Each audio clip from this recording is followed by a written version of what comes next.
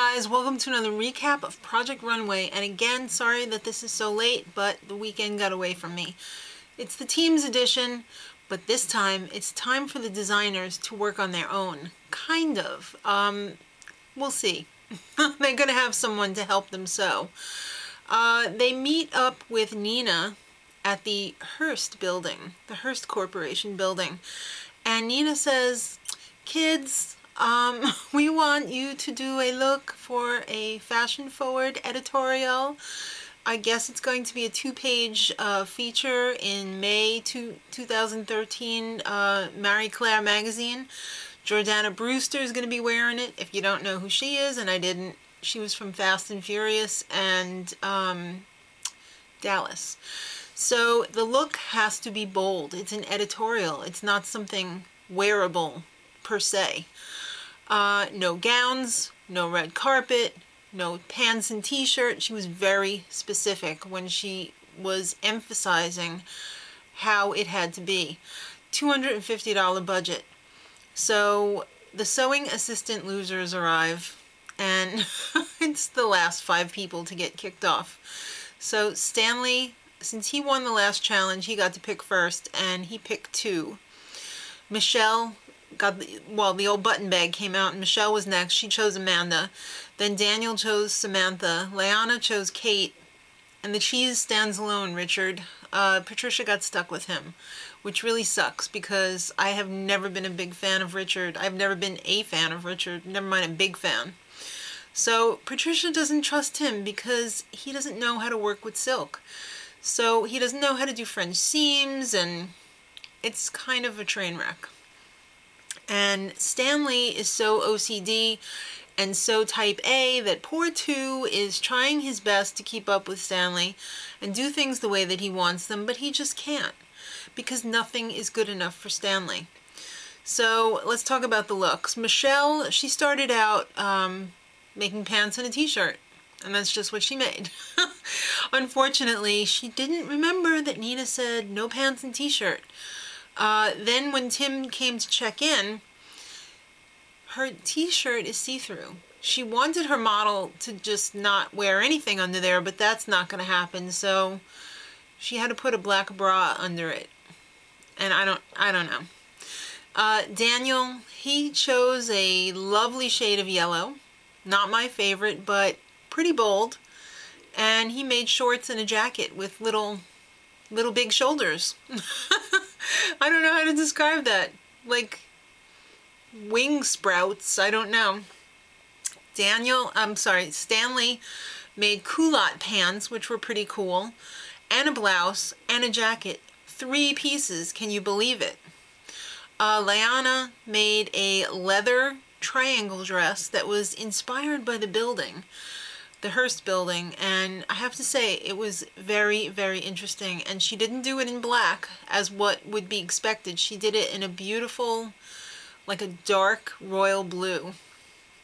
And Patricia, she was having a lot of trouble. She wanted to make 2 pieces, then she was like, should I make a cape instead of like a jacket? And no, she settled on just concentrating on the dress because that's what Tim talked her into.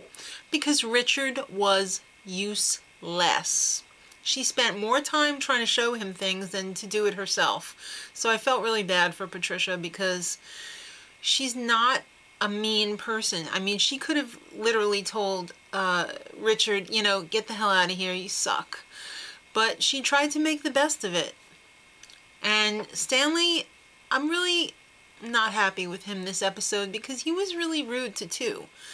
You know, you can still be a taskmaster and be courteous and have respect for your employee, your sewer helper, but he didn't, and it kind of, it really turned me off to him.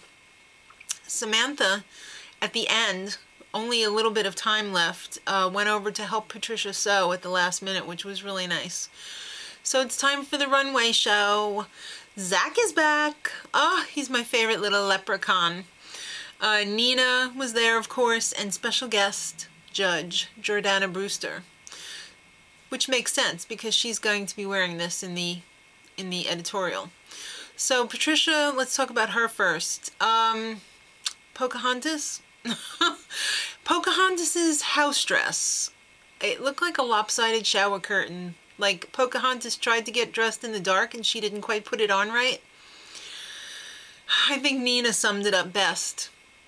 She made a fringe tent, for God's sakes. It's true. All right, Stanley, his look was the white culottes and the brown leather jacket with the shirt underneath. He used too like a rented mule, and I don't think that was right. His look was okay. I really like the white culottes, and I like the jacket separately.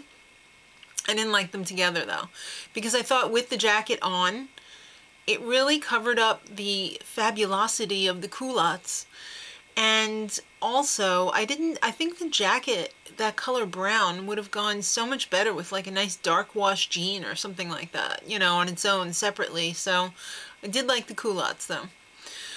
Daniel, those yellow shorts and jacket, she was missing B stripes. The shoulders were insane. It kind of reminded me of Wolverine. I think it was a good color for the editorial spread, but those wings were just too much. Leanna. She had that blue leather top held together, yeah, the triangles held together by the chain links. It seemed a little tight on the model, and that kind of took away from it for me. And I also kind of wished that the top was just a little bit longer because it seemed kind of short. I think if it had just been a little bit longer, covering more of the chiffon skirt underneath, that it would have seemed more like a dress with like a little secret surprise slip underneath, and I think that would have worked better for me. Obviously the judges liked it. Michelle, she had the green giant pants with the silky see-through flappy t-shirt with a little leather insert in it. I really liked her pieces, but they're not for an editorial. And it was painfully obvious that that was something that was wearable and not really that interesting. It just looks like some beautiful Saturday night comfort clothes.